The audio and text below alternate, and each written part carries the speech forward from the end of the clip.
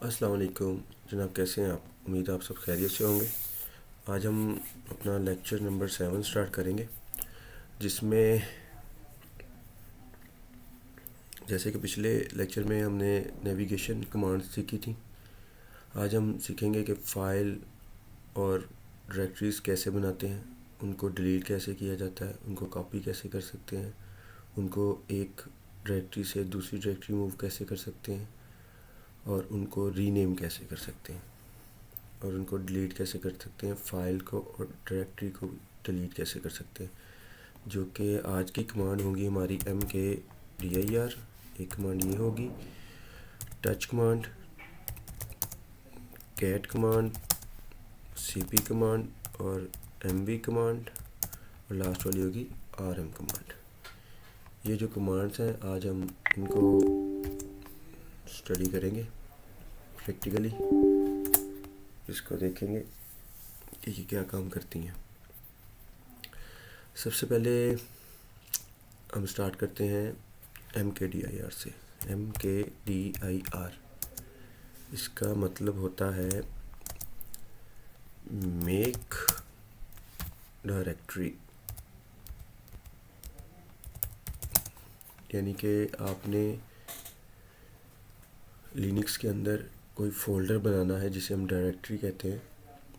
कोई डायरेक्टरी बनानी है तो हम ये कमांड यूज़ करेंगे। जैसे विंडो में हम फ़ोल्डर बनाते हैं, राइट क्लिक करते हैं किसी भी फ़ोल्डर के अंदर या डेस्कटॉप पे, राइट क्लिक के न्यू फ़ोल्डर के नाम से ऑप्शन अवेलेबल होती है। यहाँ पे हम mkdir से डायरेक्टरी बनाएंगे। अच्छा, ये डायरेक्टरी कैसे बनेगी, ये अभी मैंने वैसे कमेंट mkdir खाली लिख के तो आगे कमेंट लिख दिया था, जिसकी वजह से ये एरर आया। अगर आप इसकी हेल्प देखना चाहते हैं तो जैसे कि स्क्रीन पे शो हो रहा है और लास्ट लेक्चर में भी बताया था मैंने, हेल्प देख सकते हैं। ठीक है जी, कि भी कौन सी ऑप्शन इसके साथ यूज़ कर सकते हैं आप। और अगर इसका आप मैनुअल आपने देखना है तो वो भी मैंने आपको बताया था, मैन लिख के मैनुअल mkdir, तो ये इसका सारा मैनुअल आ जाएगा। इसको लिखने का तरीका क्या है, इसका सिंटेक्स क्या है, ठीक है जी। जैसे वो हेल्प में उन्होंने बताया था MQ यूज़ करते हैं, PQ यूज़ करते हैं, इस तरह सारा मैनुअल अवेलेबल है यहाँ पे। क्विट करेंगे, इस मेन्यू से बाहर आ जाएंगे, स्क्रीन को क्लियर करेंगे। स्क्रीन को क्लियर हम क्लियर लिख के भी कर सकते हैं और कंट्रोल L से भी इसको क्लियर कर सकते हैं।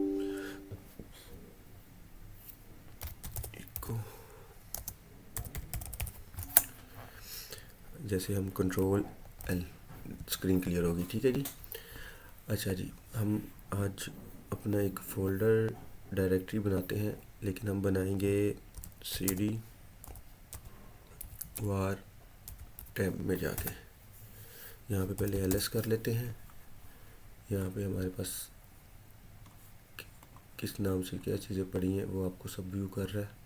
अब यहाँ पे हम फोल्डर बनाते हैं mkdir, और हम लोग फोल्डर बनाते हैं टेस्ट के नाम से, डायरेक्टरी बनाते हैं टेक्स्ट के नाम से।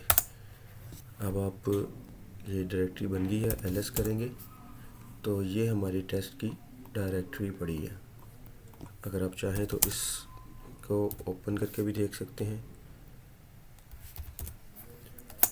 अब आप में से अगर मुझे कोई बताए कि भी इसमें मैंने इस डायरेक्टरी में जाने के लिए मैंने / क्यों यूज़ नहीं किया।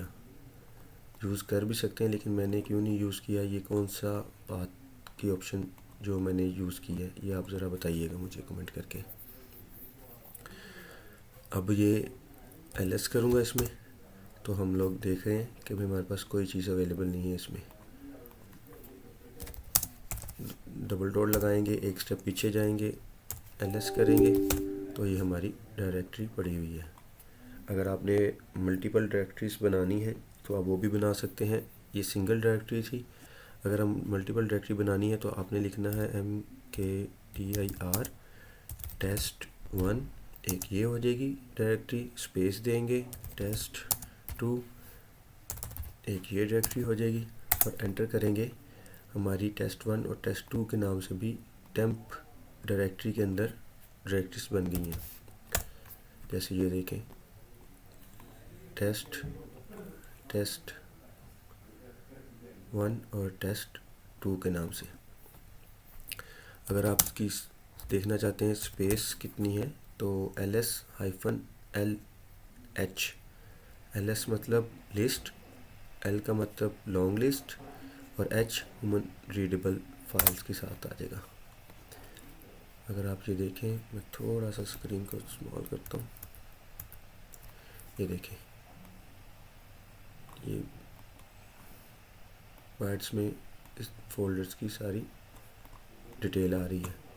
डी मतलब डायरेक्टरी, ओनर, ग्रुप और अदर यूज़र। ठीक है जी, ये सारी चीज़ें बता रहा है कि किसको क्या परमिशन है, जो कि ऑटो इसमें परमिशंस आती हैं वो यही परमिशंस होती हैं। जब मैं परमिशन का सेक्शन पढ़ाऊँगा तो आपको मैं परमिशंस का सारा गाइड कर दूँगा। ठीक है जी, अगर आप एक डायरेक्टरी के अंदर दूसरी डायरेक्टरी बनाना चाहते हैं, उसके लिए नॉर्मल जो स्टूडेंट्स करते हैं, बिगनर, वो करते हैं cd और टेस्ट डायरेक्टरी के अंदर चले जाएंगे।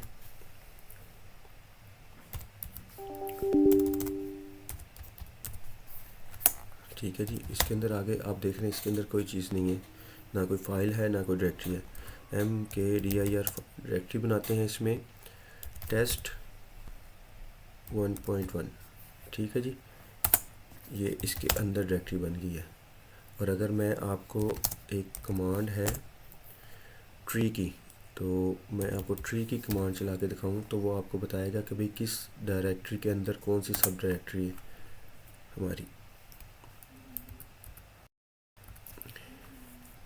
देख रहे हैं ट्री की कमांड चलाई है मैंने टेम्प में, तो इसके अंदर एक टेम्प की डायरेक्टरी है, इसके अंदर एक टेम्प की डायरेक्टरी है, लेकिन हमारा फोकस इधर है। हमने एक टेस्ट डायरेक्टरी बनाई थी और उसके अंदर बनाई है टेस्ट 1.1 और नीचे हमारी दोनों डायरेक्टरीज जो हमने बनाई है वो भी, उसमें कोई डायरेक्टरी नहीं है। अगर हम इनमें भी एक एक डायरेक्टरी बना लें तो हम cd टेस्ट 1 में जाएंगे, mkdir और टेस्ट 1.2। ठीक है जी, इसको एक स्टेप बाहर आएंगे मैं और हम चले जाएंगे टेस्ट 2 में, दूसरी डायरेक्टरी में, और इधर एक mkdir डायरेक्टरी बनाते हैं टेस्ट 2.1। ठीक है जी, अब हम एक स्टेप पीछे आएंगे, टेम्प में रहते हुए ट्री की कमांड चलाएंगे। जैसे ट्री की ब्रांचेस होती हैं, शाखें होती हैं, तो वो सारा कुछ बता देगा आपको कि भी किस डायरेक्टरी में कौन सी डायरेक्टरी अवेलेबल है। ये देखें, टेस्ट में हमने बनाई थी टेस्ट 1.1, टेस्ट 1 में बनाई है 1.2 और टेस्ट 2 में हमने बनाई है 2.1। ये आप देख रहे हैं, ये डायरेक्टरी सब डायरेक्टरी है, ये इसकी पेरेंट डायरेक्टरी है और इसकी पेरेंट डायरेक्टरी टेम्प है। टेम्प की पेरेंट डायरेक्टरी वार है, वार की पेरेंट डायरेक्टरी रूट है। ठीक है जी, अगर हम देखें ट्री कमांड वार में लगा के, ये देखें हर डायरेक्टरी की सब डायरेक्टरी जो है वो आपको शो करेगा इसमें।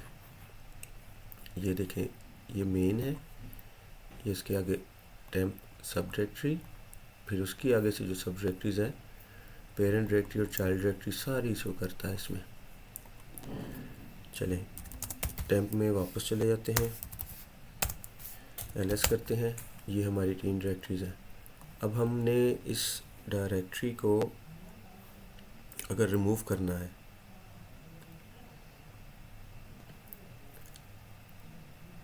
तो उसको रिमूव की कमांड में आपको मैं बताऊँगा, आपको भी मैं बताता हूँ कि इसको अगर हम चाहते हैं कि हम 1 बाय 1 मल्टीपल फोल्ड डायरेक्टरीज बनाना चाहते हैं, उसके लिए था mkdir और आप अपने डायरेक्टरी के नाम लिख सकते हैं, डायरेक्टरी 1, डायरेक्टरी 2, डायरेक्टरी 3, डायरेक्टरी 4, जो भी आप नाम लिखना चाहते हैं। ठीक है जी, जो भी आप नाम लिखेंगे और ये टेम्प डायरेक्टरी के अंदर बनेगी। ये मैंने एंटर किया और ये देखें टेस्ट डायरेक्टरी जो ऑलरेडी पहले बनी थी, ये डायरेक्टरी 1, डायरेक्टरी 2, डायरेक्टरी 3 सारी बन गई। लेकिन अगर हम चाहते हैं कि भी हम एक डायरेक्टरी बनाएं, उसके अंदर एक डायरेक्टरी हो, उसके अंदर फिर एक डायरेक्टरी हो, तो उसके लिए mkdir, ठीक है, और हम इस डायरेक्टरी का नाम रखते हैं डायरेक्टरी 5। और मैं चाहता हूँ कि इसके डायरेक्टरी, इसी डायरेक्टरी के अंदर एक डायरेक्टरी बने, तो / डायरेक्टरी 6 / डायरेक्टरी 7। ये कमांड हमारी रन नहीं करेगी, वो भी क्यों, वो भी मैं आपको बताता हूँ। लेकिन मैं आपको सिंपली, जो स्टूडेंट्स गलती करते हैं बार बार, मैं उसको भी मेंशन साथ ही करना चाह रहा हूँ। अगर हम इस तरह कमांड लिखेंगे, अगर तो हम इसमें स्पेस डाल देंगे तो ये एक डायरेक्टरी अलग से बनाएगा, इसमें स्पेस डाल देंगे ये एक अलग से बनाएगा। लेकिन अगर हम इसमें / डाल देंगे तो इसका मतलब सिंपली लिनक्स वालों को पता ही है कि भी डायरेक्टरी के अंदर डायरेक्टरी के अंदर डायरेक्टरी, मतलब कि 7 डायरेक्टरी जो है वो चाइल्ड डायरेक्टरी है 6 की, और पेरेंट डायरेक्टरी 6 जो है वो पेरेंट डायरेक्टरी है 7 की। इसी तरह 5 पेरेंट डायरेक्टरी है 6 की, और चाइल्ड है 6, जो चाइल्ड है वो है 5 का, सब डायरेक्टरी है। अगर हम इसको एंटर करेंगे तो ये एरर दे देगा हमें, mkdir cannot create directories, this no such file a directory। मतलब कि वो डायरेक्टरी के अंदर डायरेक्टरी इस कमांड से नहीं बनाएगा, उसके लिए हमें पेरेंट की कमांड यूज़ करनी पड़ेगी साथ।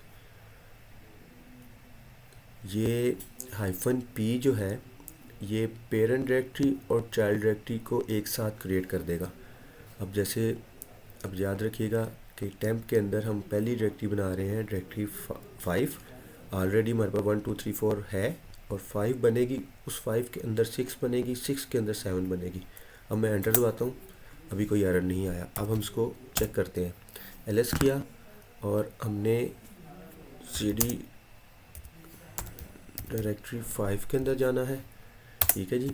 अब देखें, इसके अंदर ls किया, डायरेक्टरी 6 बनी हुई है। अब डायरेक्टरी 6 के अंदर जाएंगे तो हमें डायरेक्टरी 7 नज़र आनी चाहिए। ये देखें जी, डायरेक्टरी 7 के अंदर हमने कोई डायरेक्टरी नहीं बनाई थी, इसलिए ये खाली होगी, एम्प्टी मिलेगी आपको, ठीक है जी। और दूसरा, ये जो पाथ है, ये सारी डिटेल आपको बता रहा है कि अभी आप रूट के अंदर वार के अंदर जा रहे हैं, वार से टेम्प के अंदर जा रहे हैं, टेम्प से डायरेक्टरी 5 के अंदर, फिर उसके अंदर 6 है डायरेक्टरी, फिर 7 डायरेक्टरी है, और 7 डायरेक्टरी हमारी एम्प्टी है। ये अगर आप एक साथ parent directory with child directory बनाना चाहते हैं सब डायरेक्टरीज के साथ, तो आपको ये कमांड यूज़ करनी पड़ेगी। अगर आपने मल्टीपल्स डायरेक्टरीज बनानी है तो आप ये कमांड यूज़ करेंगे, mkdir लिख के जो भी आपकी डायरेक्टरी का नाम है वो लिखना है, स्पेस लिखना है, फिर अगली नेक्स्ट डायरेक्टरी का नाम लिखना है, फिर स्पेस डालनी है, फिर नेक्स्ट डायरेक्टरी का नाम लिखना है, और एंटर दबा देना। ये आपकी प्रेजेंट डायरेक्टरी के अंदर डायरेक्टरीज क्रिएट कर देगी अलग अलग। और अगर आप चाहते हैं कि भी आपने एक डायरेक्टरी बनानी है, उसके अंदर एक और बनानी है, उसके अंदर एक और बनानी है, या जितनी भी बनानी है, अगर आप यहाँ पे 50 लिख देंगे तो 50 की एंट्रीज कर देंगे तो 50 डायरेक्टरीज बन जाएंगी। लेकिन उसके लिए पेरेंट डायरेक्टरी के लिए ये साइन आपको लगाना पड़ेगा, -p ऑप्शन पेरेंट और चाइल्ड दोनों एक साथ ये बना देगा, ठीक है जी। और अगर हम यहाँ पे आपको एक स्टेप करेंगे, बैक जाएंगे, फिर एक स्टेप करेंगे, बैक जाएंगे, वैसे आप करेंगे तो डायरेक्ट होम पे पहुँच जाएंगे। लेकिन हम अभी सिर्फ टेम्प पे रहना जाते हैं। यहाँ पे अगर हम ट्री की कमांड चलाएं तो अभी ये देखिएगा, ये 5 के अंदर 6 के अंदर 7 डायरेक्टरी, ये डायरेक्टरी हमने बनाई थी, ये भी इसको शो कर रहा है, ठीक है जी।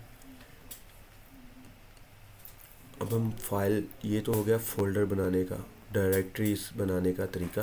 अब हम फाइल बनाते हैं। फ़ाइल बनाने के काफ़ी तरीके हैं, लेकिन जो सिंपल और बेसिक पहला तरीका है जो स्टार्टिंग के लिए बेहतरीन है वो है टच कमांड। टच कमांड से आप फ़ाइल बना सकते हैं और मल्टीपल फाइल्स भी बना सकते हैं। अब फाइल जो है फर्स्ट फाइल बनाते हैं, इसका नाम रख देते हैं file1। टच कमांड लिखेंगे और फाइल का नाम लिख देंगे और इसकी एक्सटेंशन जिस टाइप की भी फाइल बनाना चाहते हैं। मैं टेक्स्ट फाइल अभी बना रहा हूँ, तो आप देखिएगा हमारे पास टेक्स्ट फाइल क्रिएट हो जाएगी।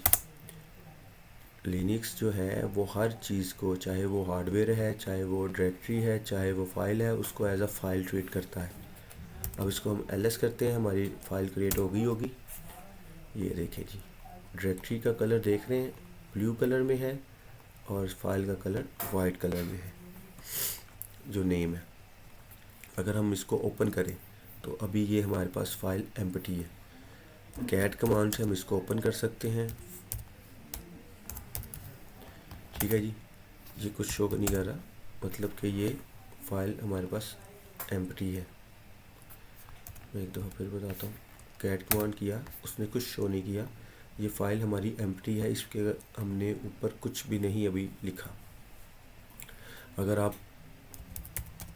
एक से ज़्यादा फाइल्स बनाना चाहते हैं तो file2.txt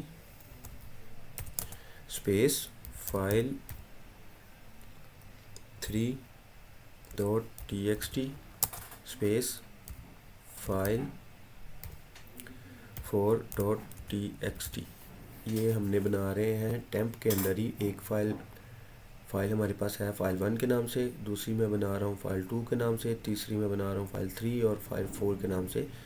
एक ही लाइन के अंदर मल्टीपल फाइल्स में क्रिएट कर रहा हूँ टच कमांड को यूज़ करते हुए।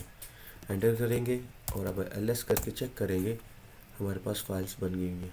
और ये अभी 4 की 4 फाइल्स एम्प्टी हैं, इसके अंदर कोई एंट्री अवेलेबल नहीं है।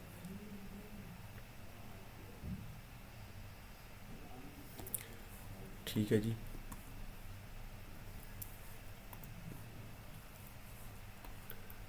अब मिसाल के तौर पे हम इन फाइल्स के अंदर लिखना चाहते हैं, तो साथ ही कैट कमांड का भी बता देता हूँ। कैट कमांड होती है कॉन्कैटिनेट। ये मोस्टली स्मॉल फाइल को रीड करने के लिए यूज़ करते हैं, इससे फ़ाइल क्रिएट भी हो जाती है। अब हम ग्रेटर देन का साइन लगाते हैं और अपनी फ़ाइल नेम लिख देते हैं। file1 के अंदर ये हम लिखना चाहते हैं और ये ऑटो कंप्लीटेशन पाथ टैब दबाएंगे, फ़ाइल लिख के। अब फाइल काफ़ी ज़्यादा है इसलिए F1 लिखा और उसको टैब दबाया, उसने फाइल का नाम कंप्लीट कर दिया। ये देखिए साइन, ये हमारा ये वाला पोर्शन सारा गायब हो गया, सिंपल कर्सर आ रहा है जिसके हम इसके ऊपर हम अपना नाम लिख सकते हैं। फाइल फाइल के अंदर कुछ भी लिख सकते हैं, कुछ भी से मतलब कि आप कुछ भी लिख सकते हैं इस फाइल के अंदर। जैसे कि अभी मैं इसमें लिख देता हूँ वेलकम टू मुर्तज़ा कोचिंग। ठीक है जी, सॉरी।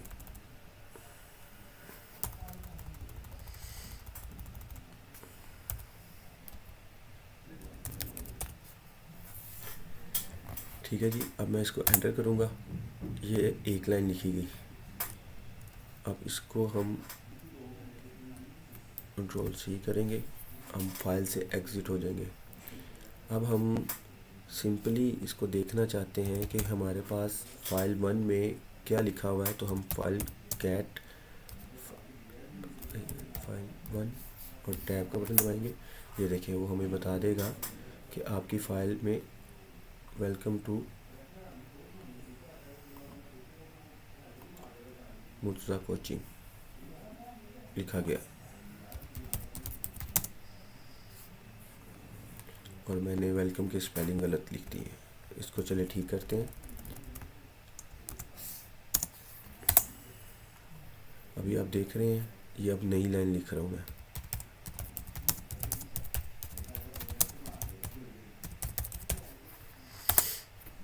अब ये आपको मैं चेक कराता हूँ कि अभी ये दोनों लाइन अवेलेबल है या सिंगल अवेलेबल है। तो इसके लिए हम क्या करेंगे, कैट कमांड जो फाइल रीड करने के लिए हम लोग यूज़ करते हैं उसको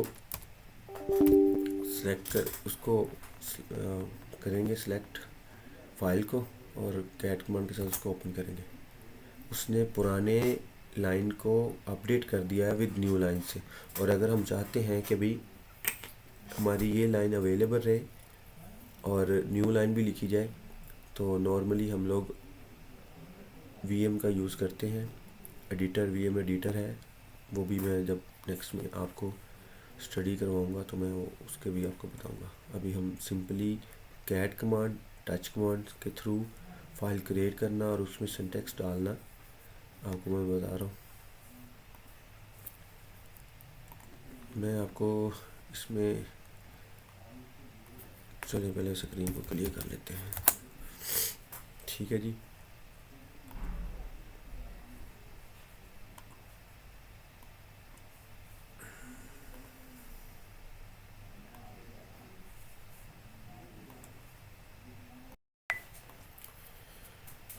ठीक है जी। अभी हम कैट कर रहे थे फाइल 1 को, जिसमें हमने एक लाइन डाली थी और हमने इसमें लाइन एक कैसे ऐड की थी, कैट लिख के ग्रेटर देन लिखा था और फाइल का नाम लिखा था। ठीक है जी। अगर हम इस पर एंटर करेंगे तो ये हमें कर्सर शो कर देगा कि आप इसमें हमें कुछ भी चीज़ ऐड कर सकते हैं, लेकिन ये ओल्ड लाइन को रिप्लेस कर देगा और सिंगल लाइन ऐड करता है। अगर हम इससे कंट्रोल डी करके इसे एग्जिट कर लेंगे, अगर हम इसके साथ डबल ग्रेटर देन एंटर कर देंगे तो हम मल्टीपल लाइंस ऐड कर सकते हैं। हेलो, हाय, मुर्तज़ा।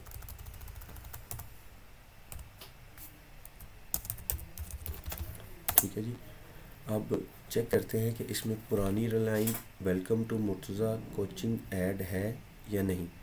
इसको एग्ज़िट करने का है कंट्रोल डी, आप फाइल से बाहर आ जाएंगे। अब सिंपल कैट दबा के हम फाइल 1 जो है उसको रीड कर लेंगे। इसने ओवरराइट कर दी है, पुरानी लाइन को ओवरराइट कर दिया है और न्यू लाइन जितनी भी आप एक टाइम में ऐड कर देंगे उसको वो ऐड कर देगा। वीएम एडिटर भी होता है जिससे हम फाइल को ओपन करके उसको एडिट कर सकते हैं। ये देखिए, अब आप चाहे तो इसमें आप मल्टीपल लाइंस ऐड कर सकते हैं। इसमें ऐड करने का तरीका क्या है, इसमें आपने VIM लिख के फाइल का नाम लिखना है। जब आप इधर आ जाएंगे तो आपने आई का बटन दबाना है, इससे इंसर्ट हो जाएगा। आप कर्सर से कहीं भी लाइन एंटर कर सकते हैं। Welcome to Murtaza coaching, enter. Next line आप जो भी लिखना चाहते हैं, लाइक माई यूट्यूब चैनल, आप कोई भी लाइन यहाँ पे लिख सकते हैं। ठीक है जी। अब इसको एग्ज़िट करने का तरीका क्या है, यहाँ से अब आपने बाहर आना है, आपने एस्केप का बटन दबाना है, :QW, आप फाइल से बाहर आ जाएंगे। अब इसको दोबारा आप रीड करके देखिएगा, इसी फाइल को, तो हम देखेंगे हमारा पहले वाला सिंटेक्स लाइंस ये भी अवेलेबल होंगी और जो हमने न्यू लाइन ऐड की है वो भी अवेलेबल होंगी। ये देखें, और हमने वो एंटर दबाया था, इसके बाद उसको भी एज अ लाइन रीड कर रहा है। यहाँ पे ये वीएम के बारे में मैं आपको डिटेल से बताऊंगा। अभी मैंने जस्ट आपको गो थ्रू दिया है कि भाई हम ऑलरेडी क्रिएटेड फाइल के अंदर सिंगल लाइन ऐड करनी है तो एक ग्रेटर देन का साइन, अगर मल्टीपल लाइन ऐड करनी है तो डबल ग्रेटर का साइन, और अगर आप चाहते हैं कि आपकी पुरानी लाइंस भी अवेलेबल हों और न्यू लाइन भी आप ऐड कर दें तो आप वीएम एडिटर के थ्रू इस फाइल को एडिट कर सकते हैं। और ये बंटू में नैनो के थ्रू होता है। चेक करते हैं रेड हैट में नैनो की 10 वर्जन में फैसिलिटी है कि नहीं है। मैं अभी चेक करने लगा हूँ, चेक करते हैं जी। नैनो भी एक एडिटर है, यहाँ पे आपको कुछ दबाने की ज़रूरत नहीं पड़ती, आप सिंपल यहाँ पे टाइपिंग शुरू कर सकते हैं। ठीक है जी। और इससे एग्ज़िट करने का कंट्रोल एक्स, और वो पूछ रहा है सेव करनी है फ़ाइल कि नहीं, तो येस दबाएंगे और एंटर कर देंगे। और हमारे पास एक और लाइन हो गई है ऐड। इसमें चेक करते हैं कैट करके इसी फाइल को कि हम लोगों ने फ़ाइल के अंदर जो लाइन ऐड की है वो शो होगी कि नहीं। ये ले जी, ये भी लाइन शो होगी। ठीक है जी। चलिए स्क्रीन को क्लियर करते हैं। पहले मैंने आपको बताया है MKDIR, इससे हम डायरेक्टरीज कैसे बनाते हैं। उसके बाद मैंने आपको बताया है कि भी पेरेंट प्लस चाइल्ड डायरेक्टरीज एक साथ कैसे बना सकते हैं। उसमें आपको यूज़ करना पड़ता है MKDIR-P और डायरेक्टरीज का नाम। ठीक है। अब हम नेक्स्ट, मैंने भी बताया है TOUCH टच कमांड, जिससे आप फाइल को क्रिएट कर सकते हैं। फाइल का नाम लिखेंगे और उसकी एक्सटेंशन लिखेंगे, फाइल क्रिएट हो जाएगी। ठीक है। और नेक्स्ट मैंने कमांड बताई है कैट, जिससे आप फाइल को क्रिएट भी कर सकते हैं और रीड भी कर सकते हैं। वैसे ये रीड के लिए यूज़ होती है कैट कमांड, जिसमें हम अगर सिंगल लाइन ऐड करनी, कुछ फाइल में ऐड करना है, अगर आपने न्यू फाइल ही बनानी है कैट के थ्रू, तो आप वो मैं आपको बताता हूँ। पहले स्क्रीन को क्लियर करते हैं, कंट्रोल L के साथ कैट लिखते हैं, सिंगल लाइन लिखते हैं और यहाँ पे न्यू फाइल का नाम, जैसे कि मैं यहाँ पे फाइल का नाम लिख देता हूँ, फाइल 7 लिख देते हैं .txt। ये अब फाइल क्रिएट भी कर देगा और उसमें मुझे एंट्री के लिए एंटर भी कर देगा कि भी आप इसमें क्या लिखना चाहते हैं।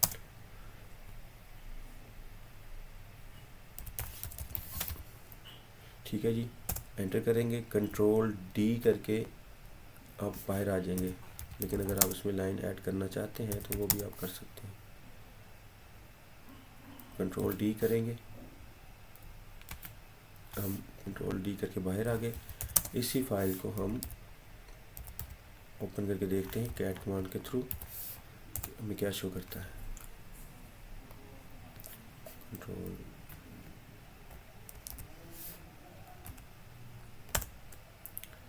ले जी, हमने कैट के थ्रू फाइल भी बना ली और उसमें सिंटैक्स भी ऐड कर लिया। अब नेक्स्ट मैंने आपको VM का बताया है, एडिटर है, वो आपको डिटेल से बताऊंगा। VM एडिटर और नैनो एडिटर, इसके बारे में डिटेल से बात करेंगे नेक्स्ट लेक्चर में। अभी मैं आपको नेक्स्ट लेके चलता हूँ,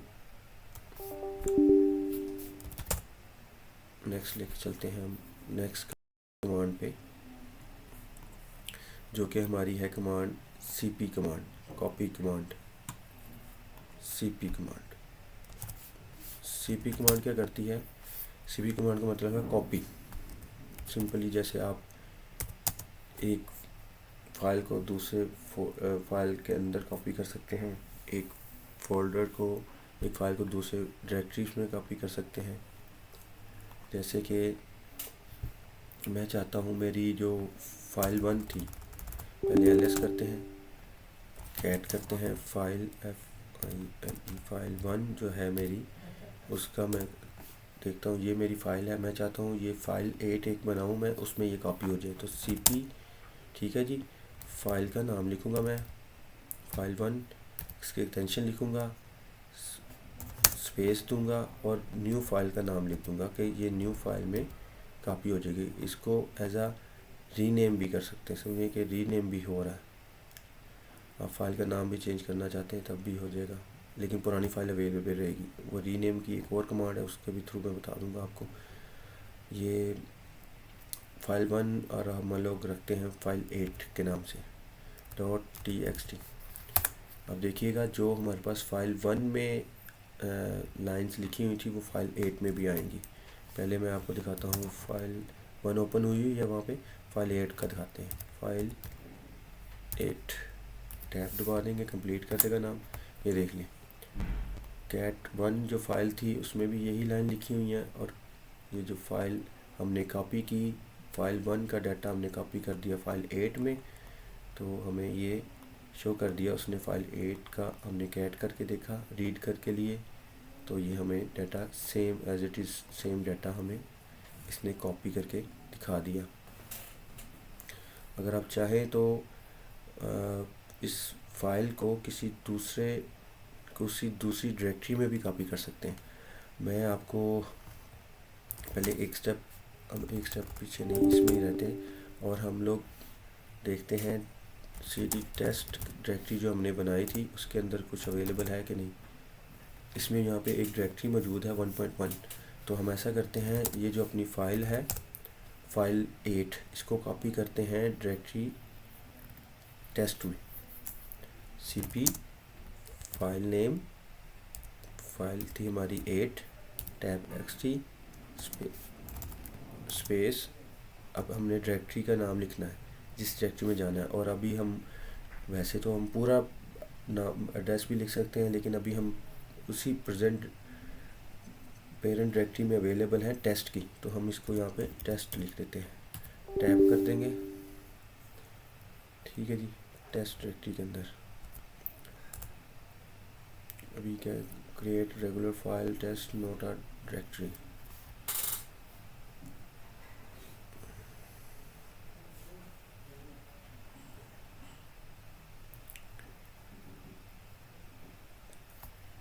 एक मिनट में आपको यहाँ पे थोड़ा सा बताता हूँ। चलिए जी, मैं आपको बता रहा था कि भी एक फ़ाइल को जब हम किसी दूसरी डायरेक्टरी में कॉपी करना चाहें तो cp फाइल नेम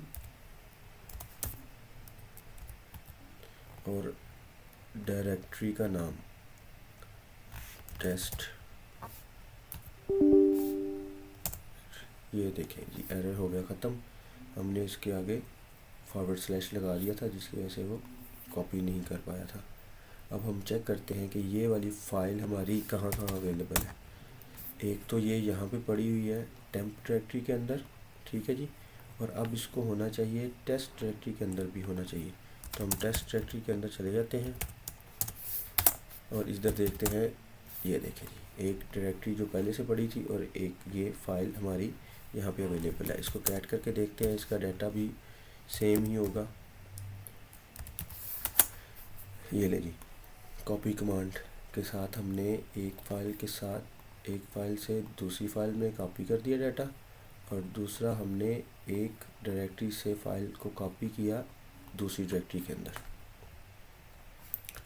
ठीक है जी, नेक्स्ट जो कमांड है आपके लिए, अगर आप किसी फ़ोल्डर को कॉपी करना चाहें, अगर डायरेक्टरी को कॉपी करना है तो किसी डायरेक्टरी के अंदर, तो वो भी हो जाएगा।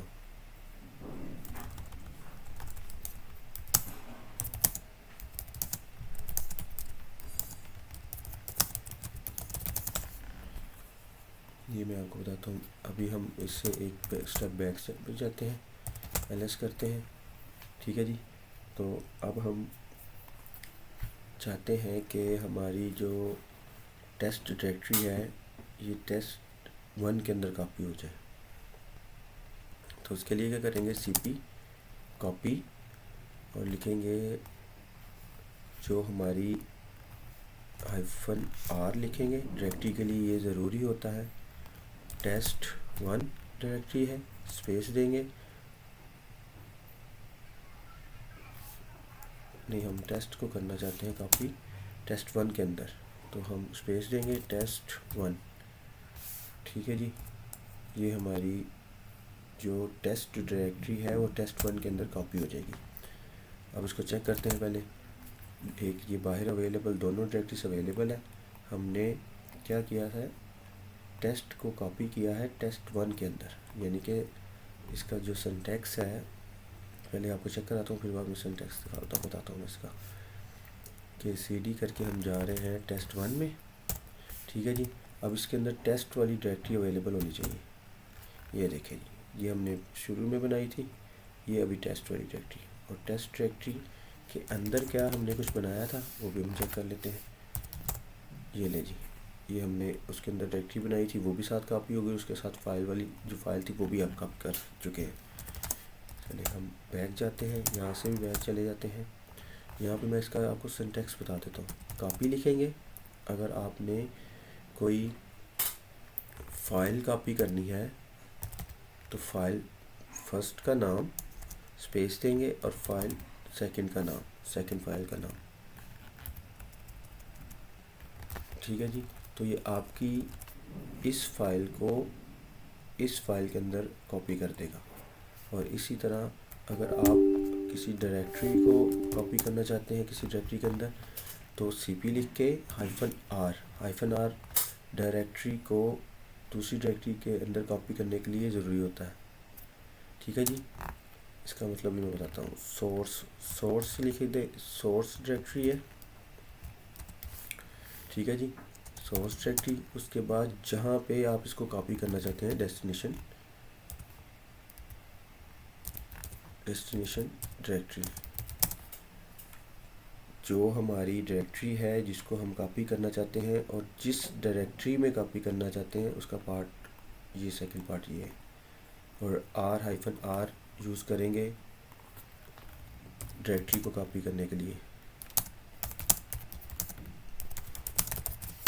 इस तरह आपकी फाइल टू फाइल भी कॉपी हो जाएगा, एक फाइल का डाटा दूसरी फाइल में भी आ जाएगा। और दूसरा, डायरेक्टरी जो है वो एक पोजीशन से दूसरी पोजीशन में भी अवेलेबल होगी। कॉपी इसको मोस्टली डाटा सेव करने के लिए यूज़ किया जाता है कि भी अगर हमारा बैकअप अगर किसी चीज़ का है तो उसको हम कॉपी करके रख लेते हैं।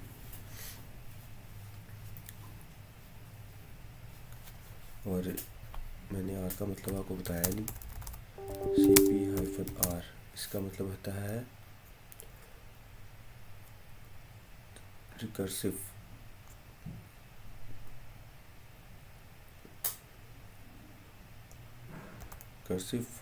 मतलब कि आपको जो आप डायरेक्टरी कॉपी कर रहे हैं वो तमाम डेटा के साथ दूसरी डायरेक्टरी में कॉपी हो जाएगा। ठीक है जी। उसके बगैर आप इसको कॉपी नहीं कर सकते। जैसे कि अगर हम test2 को कॉपी करना चाहते हैं test1 में, तो हमें सिंपल एरर दे देगा ये। ठीक है जी, वो कह रहा है जी r यूज़ करें। ठीक है। और अगर हम यही चीज़ को इसके साथ यूज़ करते हैं r के साथ, तो हमारा डाटा कॉपी हो जाएगा। मैंने स्पेस डाल दी है। ये ले जी, अब test2 कॉपी हुई है टेस्ट के अंदर। अब टेस्ट के अंदर चलते हैं, आपको मैं दिखा देता हूँ। ये ले जी, test2 के अंदर कुछ अगर बनाया था हमने तो वो भी हमें शो कर देगा। ये ले जी, ठीक है जी। हम अपने टाइम पे आ जाते हैं डायरेक्ट। अच्छा, ये तो मैं सिंपली स्टेप ऐसे कर रहा हूँ। अगर डायरेक्ट स्टेप भी करूँ तो मुझे वो भी CD जैसे कि var temp, ये भी सिंपल लिख दूँगा तो डायरेक्ट टाइम पे मैं आ जाऊँगा। लेक्चर लंबा हो गया है आज थोड़ा सा, लेकिन कोई नहीं, आप इसको ज़रा देख लेते हैं, इसको क्लियर कर लेते हैं। आज इसको स्क्रीन को क्लियर करते हैं। अच्छा, अगर आप चाहते हैं कि भी एक फ़ाइल मेरी अब मूव हो जाए, पहले हम कॉपी पढ़ रहे थे, अब हम मूव करना चाहते हैं, तो वो कैसे कर सकते हैं? पहले हम अपनी फाइल्स वगैरह देखते हैं। अब मैं चाहता हूँ कि जो मेरी एक टेस्ट डायरेक्टरी है उसमें क्या है, उसमें मेरे पास है जी फाइल 8 है। मैं फाइल 1 को इस डायरेक्टरी में लेके आता हूँ। ठीक है जी। अब मैं फाइल 1 को लेके आना चाहता हूँ तो मैं एक स्टेप पीछे जाता हूँ। यहाँ से मैं क्या करता हूँ, MB मूव की कमांड है। ठीक है जी, मूव या रीनेम कह सकते हैं इसको। फाइल का नाम लिखूँगा मैं फाइल, और मैं 1 को मूव करना चाहता हूँ। फाइल 1 टैब दबा दूँगा और इसको मूव करना चाहता हूँ मैं टेस्ट के अंदर, ठीक है जी। और चेक करते हैं ये मूव होती है कि नहीं। ये ले जी मूव होगी, कोई एरर नहीं आया। अब हम उसको चेक कैसे करेंगे, पहले हम ये टैब में मौजूद थी, ls करके देखते हैं टैब में हमारी फ़ाइल 1 अवेलेबल है कि नहीं जी, यहाँ से हमारी फ़ाइल 1 यहाँ पे अवेलेबल थी, ठीक है जी, ये वाली। और जब हमने इसको ये किया है और उसके बाद मूव किया है, तो उसके बाद यहाँ पे ls करके देखा तो यहाँ पे हमारी फ़ाइल अवेलेबल नहीं है। और ये कहाँ अब अवेलेबल है, टेस्ट डायरेक्टरी के अंदर। अब इसमें देखते हैं जी, ये लेंगे टेस्ट डायरेक्टरी के अंदर मूव किया था हमने, टेस्ट डायरेक्टरी के अंदर फ़ाइल 1 को मूव किया है, तो टेस्ट डायरेक्टरी के अंदर होना चाहिए था। तो अभी कहाँ गई हमारी फ़ाइल,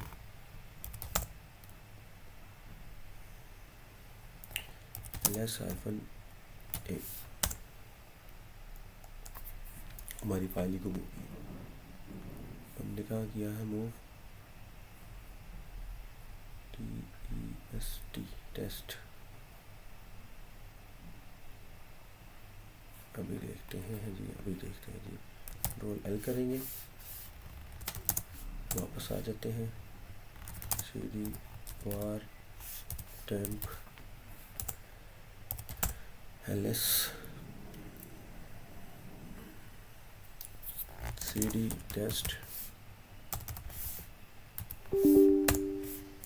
ls cd test 1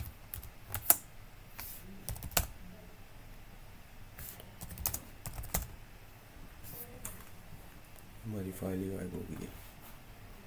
हमने कमांड तो ठीक चलाई है,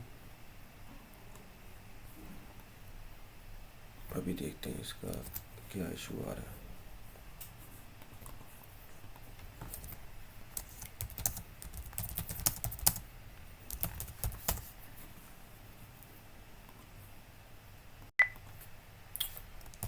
चलिए जी, मैं आपको दोबारा से बताता हूँ कि हमने फ़ाइल को किसी फोल्डर में कॉपी करना था तो कैसे मूव करना था। तो MV file FILE file 2.txt को हम मूव कर रहे हैं टेस्ट के अंदर, ठीक है जी। ये एरर देगा, वो भी क्यों बता देता हूँ, लेकिन एरर इसने नहीं दिया। अब चेक करते हैं कि भी इसने टेस्ट के अंदर, पहले यहाँ पे चेक करते हैं हमारी फ़ाइल अवेलेबल है, ये टेक्स्ट टूर चली गई है। अब हम करते हैं cd टेस्ट के अंदर जाते हैं, अब इसमें देखते हैं हमारी फ़ाइल अवेलेबल है। ये लीजिए हमारी फ़ाइल यहाँ पे अवेलेबल है। वो एरर पहला जो आया था वो इसलिए आया था क्योंकि हमने रूट के अंदर टेस्ट नाम की, यहाँ पे मैंने कमांड लिख दी थी इस तरह, रूट के अंदर टेस्ट डायरेक्टरी को ढूंढ रहा था वो, उसने फ़ाइल उठा ली वहाँ से और उधर फेंक दी, जो कि मुझे मिल गई थी। और वो फाइंड करने की कमांड ये थी, वो आपको मैं बाद में बताऊंगा। अभी फ़िलहाल सिंपली हमने फ़ाइल को एक डायरेक्टरी से उठा के दूसरी डायरेक्टरी में कॉपी कर दिया है। कैसे किया है, MV मूव करना है या रीनेम भी कर सकते हैं इसको, ठीक है जी। और फाइल का नाम लिख देना आपने, हमारी फ़ाइल 2 थी, और जिस डायरेक्टरी में कॉपी करना है आपने वो डायरेक्टरी लिख देनी है टेस्ट, ठीक है जी। इसके आगे कोई साइन नहीं लगाना। अगर आपको कंप्लीट पाथ पता है तो आप कंप्लीट पाथ भी लिख सकते हैं, जैसे var temp, ठीक है जी, और टेस्ट। इस तरह भी करेंगे, इस तरह भी मूव हो जाएगी। अभी वो कह रहा है कोई फ़ाइल अवेलेबल नहीं है, लेकिन हमारे पास फ़ाइल 3 अवेलेबल है। हम उसको मूव करके देखते हैं इस तरीके से होती है कि नहीं होती। txt यही हमारी फ़ाइल का नाम था और हम इस टाइम टेस्ट डायरेक्टरी के अंदर मौजूद हैं, लेकिन मैं यहाँ पे पूरा पाथ दे रहा हूँ, इस वजह से मुझे कोई मसला नहीं होगा। वो अभी इसमें फ़ाइल ढूंढ रहा है, लेकिन इसमें फ़ाइल अवेलेबल नहीं। हम लोग फ़ाइल वाली डायरेक्टरी में चले जाते हैं और फाइल हमारी यहाँ पर मौजूद है टिक्स वाली, और हम ये फिर कमांड यही रन करेंगे। मैं अपनी फ़ाइल 3 को मूव करना चाह रहा हूँ टेस्ट डायरेक्टरी के अंदर, जो कि मौजूद है वार के अंदर, टेम्प के अंदर, टेस्ट के अंदर। ये हमारा टेम्प है, इसके अंदर ये टेस्ट डायरेक्टरी मौजूद है और हम फाइल 3 को मूव करने लगे। कोई एरर नहीं आया, टेस्ट डायरेक्टरी के अंदर चले जाते हैं और ls करके देखते हैं तो हमारी ये फाइल 3 भी अवेलेबल है, यहाँ पे मूव हो चुकी है। ठीक है जी, कंट्रोल L करके क्लियर कर लेते हैं। और अब आज की जो लास्ट कमांड है वो है rm का मतलब है रिमूव या डिलीट करना, फाइल को डिलीट करने के लिए यूज़ होती है ये। और ये बहुत ही एहतियात से कमांड चलानी चाहिए। ये देखें, जैसे कि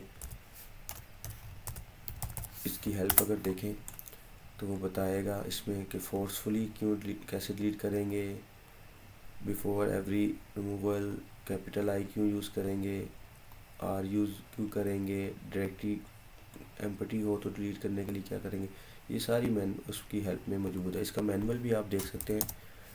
मैनुअल के लिए क्या करना था, मैन और rm लिख लेंगे आप, तो ये सारा मैनुअल, इसकी ये सिंटैक्स है वो भी बता दिया उसने। शेल बिल्ट इन कमांड होती है, ये सारा कुछ बता देता है। बेहतर तो यही है, जो भी कमांड आप प्रैक्टिस, अभी स्टार्टिंग है तो प्रैक्टिस करने से पहले आप इसका मैनुअल ओपन करें, इसको सरसरी सा रीड करें और देखें इसमें क्या क्या चीज़ें हैं। और जब आप प्रैक्टिस करने लगेंगे तो आपको चीज़ें नज़र आएंगी कुछ कि इसको -r क्यों लगा रहे हैं, -d क्यों लगा रहे हैं, तो वो आपको ज़रा अंडरस्टैंड करने में ज़रा आसानी होगी। चलिए जी, अब हम ls करते हैं, अपनी सब फाइल्स और डायरेक्टरीज़ को जो कि आज हमने बनाई है इस सेशन में, उसको रिमूव करते हैं। मैंने पहले टेस्ट डायरेक्टरी के अंदर, अच्छा चलो आपको मैं, अगर डायरेक्टरी खाली हो तो उसको रिमूव करना आसान है, और अगर उसमें कोई डाटा हो तो उसको कैसे रिमूव करेंगे वो भी मैं बताता हूँ। सिंपल, यहाँ पे पहले मैं आपको एक सिंपल फाइल रिमूव करके दिखाता हूँ। अब यहाँ पे हम टेम्प के अंदर मौजूद है, हम फाइल 4 को, 7 को और 8 को रिमूव करते हैं। rm लिखेंगे, फाइल का नाम लिख देंगे। ठीक है जी, फाइल 4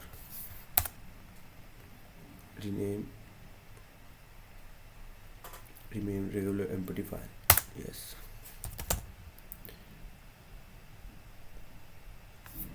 रिमूव करना है मैंने फाइल को, फाइल का नाम लिख देंगे।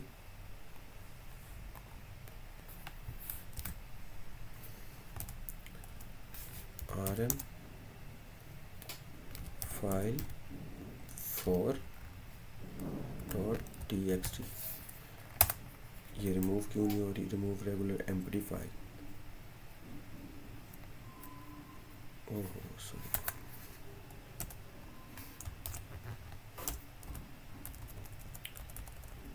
देखिएगा, मैं आपको ना गलती कुछ करके दिखा रहा हूँ, आपको साथ साथ नज़र आएगी कि ये क्या वजह है, क्यों नहीं इस तरह। ये हम कहाँ थे, हम लोग जहाँ थे, चलिए ये मैंने ls किया, फाइल नेम मेरी है rm रिमूव डिलीट, यानी कि फ़ाइल का नेम 4 है, .txt एक्सटेंशन के साथ पूरा कंप्लीट नाम, और इसको मैंने एंटर कर दिया। अब वो आपसे एक मैसेज, वार्निंग मैसेज पूछ रहा है कि आप इसे डिलीट करना चाहते हैं। अगर आप इसको करना चाहते हैं तो आप यस लिखेंगे, सिंपली y, अगर नहीं तो n लिखेंगे, नो। मैं यस लिखूँगा और एंटर करूँगा। अब आप देखिएगा मेरी फ़ाइल वहाँ से डिलीट हो गई है। इसी तरह rm करके मैं फ़ाइल 7 भी डिलीट करता हूँ, टैप कर दिया, एंटर किया, उसने फिर पूछा यस यस, और एक दफ़ा मैं आपको नो करके भी दिखाता हूँ। rm किया, फ़ाइल 8 और एक्सटेंशन, अब यहाँ पे मैंने n लिख दिया, अभी इसको डिलीट नहीं किया इसने, वो देखें एज इट इज़ पड़ी है। लेकिन मैं अब इसको दोबारा रन करूँगा और यस लिखूँगा तो ये डिलीट कर देगा कौन। ठीक है जी, अब हमारी डायरेक्टरीज़ की बारी है। हम इसको डायरेक्टरीज़ को कैसे डिलीट कर सकते हैं। अगर डायरेक्टरी को करना है rm, और डायरेक्टरी कौन सी हम डिलीट करें, पहले डायरेक्टरी 1 डिलीट करते हैं जी। एंटर किया, मूव डायरेक्टरी, वो कह रहा है मैं इसको रिमूव नहीं कर सकता। क्यों नहीं कर सकता, क्योंकि हमने इसके साथ -r लगाना है। -r लगाएंगे तो ये एम्प्टी डायरेक्टरी को रिमूव कर देगा। ये पूछ रहा है मुझसे डिलीट करना चाहते हैं, मैं कहता हूँ जी यस। देखें जी हमारी फर्स्ट डायरेक्टरी उड़ गई। अब दूसरी डायरेक्टरी को उड़ाते हैं। दूसरी डायरेक्टरी है 2, वो भी पूछ रहा है, मैं कहता हूँ जी यस, ये भी डिलीट करते हैं। तीसरी डायरेक्टरी को उड़ाते हैं जी, तीसरी डायरेक्टरी को भी उड़ा दिया, यस जी। फिर चौथी डायरेक्टरी को भी उड़ाते हैं जी, यस, ये भी उड़ा दी। और एक पांचवी डायरेक्टरी है, इसको भी उड़ा देते हैं, यस। ये देखें उन्हें साथ ये भी मैसेज दे दिया कि आप फिफ्थ जो डायरेक्टरी dir5 है जो नेम, उसके अंदर आपका 6 डायरेक्टरी अवेलेबल है, और 6 के अंदर हमने बनाई थी 7 डायरेक्टरी। वो उसकी एक सब डायरेक्टरी बता रहा है कि भी आपकी इस डायरेक्टरी में ये डायरेक्टरीज हैं, आप उसको भी डिलीट करना चाहते हैं, मैं कहता हूँ जी यस। अब वो कह रहा है कि भी 6 के अंदर 7 नंबर डायरेक्टरी भी आपकी अवेलेबल है, आप उसको भी डिलीट करना चाहते हैं, मैं जी कह देता हूँ यस। ठीक है जी, यस। 5 ये रिवर्स ऑर्डर के साथ डिलीट करता है। अब इसने डायरेक्टरी 5 भी डिलीट कर दी है। ये ले जी, हमारी डायरेक्टरी नाम की सारी डायरेक्टरीज डिलीट हो गई हैं। ठीक है जी। और अगर अब जैसे हमारे पास टेस्ट डायरेक्टरी में डायरेक्टरीज अवेलेबल है, फाइल भी अवेलेबल है, ये फाइल वो भी अवेलेबल है, तो हम इसको चेक करते हैं कि हमारी इस कमांड से टेस्ट डिलीट होगा, क्योंकि हम लोग इस टाइम टेस्ट डायरेक्टरी में मौजूद हैं, तो कैसे डिलीट होगा। बैक पे जाएंगे और यही कमांड रन करते हैं। वो क्या बोल रहा है डिलीट करनी, मैंने कहा यस। वो इसी तरह कर रहे हैं, लेकिन इस चीज़ से बचने के लिए आप अगर डायरेक्टरी के अंदर सब डायरेक्टरीज अवेलेबल हैं तो आप उसको कैसे डिलीट कर सकते हैं बिना दिस ऑप्शन के, मैं आपको बताता हूँ। Ctrl+C करके मैं इस ऑप्शन से बाहर आ गया हूँ। मैंने किया है RM और यहाँ पे फोर्सफुली का साथ कमेंट ऐड कर दिया है, रिमूव कर दे रिकर्सिवली फोर्सफुली डायरेक्टरी टेस्ट को। ये ले जी, उसने कुछ भी नहीं मुझसे पूछा, उसने सब कुछ उड़ा दिया। चेक करते हैं, ये ले जी टेस्ट डायरेक्टरी मेरी ख़त्म हो गई। लेकिन आपने RM-RF का यूज़ नहीं करना, कभी भी नहीं करना, क्योंकि ये आपसे पूछेगा नहीं कि आपकी डायरेक्टरी में क्या डाटा है, आप रखना चाहते हैं कि नहीं रखना चाहते, ये सब कुछ उड़ा देगा। आपने यूज़ करना है RM-R test1। ठीक है जी, ये आपसे पूछेगा एक दफ़ा, आपने बड़े एहतियात से इसको डिलीट करना है, क्योंकि आप इसको अगर आप बूट वाले डायरेक्टरी को भी इस तरह डिलीट करेंगे तो लिनक्स उसको भी उड़ा देगा, लेकिन उसके बाद बूट नहीं रन होगा, ना ही ये चलेगा।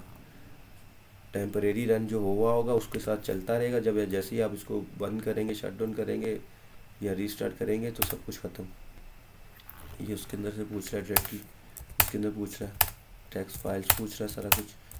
ठीक है जी, ये सारी फाइल उसने डिलीट कर दी आपकी। अब लास्ट रह गई हमारी, उसको भी डिलीट कर देते हैं जी हम लोग। और ये पूछ रहा है यस यस यस। ये पता चल रहा है ना क्यों पूछ रहा है, क्योंकि वो कह रहा है सब डायरेक्टरीज पड़ी हैं इसके अंदर। चले जी, ये हम ओरिजिनल हालत में ले आए अपने टेम्प फोल्डर को। आज का लेक्चर काफ़ी लंबा हो गया और उम्मीद है आपको समझ आया होगा। और मैं एक दफ़ा फिर बता दूं और यहाँ पे लिख देता हूँ बड़ा सा करके आपको कि आपने जो RM विद -RF